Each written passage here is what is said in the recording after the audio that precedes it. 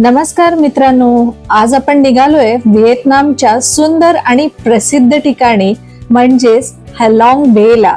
Hanoi पासनं ते साधारण 150 to 160 किलोमीटर अंतरावर आहे. हायवेने कार किंवा लक्झरी बसने जायला फक्त 2 ते 2.5 तास लागतात.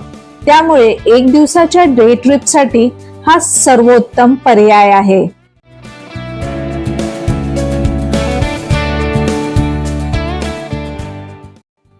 तिथे पोहोचल्यावर आपण बोर्ड करणार आहोत आपली आलिशान डे क्रूज.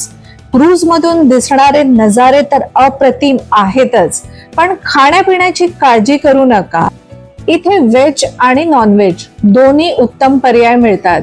डे ट्रिप मध्ये तुमचा पिण्याच्या पाणी सोडून सगळं काही इन्क्लुडेड असतं. बुकिंग करताना तुमच्या जेवणाचा पर्याय तुम्हाला सांगावा लागतो. क्रूज सुरू झाल्यावर आपला पहिला थांबा आहे सुंग सॉट केव. ही हलॉंग बे मधली सर्वात सुंदर आणि मोठी गुहा आहे. ही गुहा बघायची असेल तर तुम्हाला साधारण 200 पायऱ्या चढाव्या लागतील. आत जाताच तिथले रंगीबिरंगी दिवे आणि निसर्गाने हजारो वर्षात तयार केलेले दगडी खांब पाहून तुम्ही थक्क व्हाल. इथे फोटो खूप छान येतात. आता वेळ आहे काहीतरी ऍडव्हेंचर करण्याची.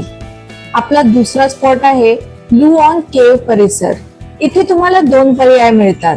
जर तुम्हाला स्वतः बोट चालवायची असेल तर कयाकिंग करा, किंवा स्थानिक लोकांसोबत शांतपणे फिरायचं असेल तर पारंपरिक बांबू बोट राईड निवडा.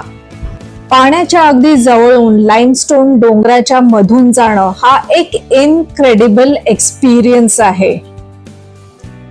आपला शेवटचा आणि सर्वात भारी थांबा म्हणजे टी टॉप आयलंड. इथे 2 गोष्टी नक्की करायच्या.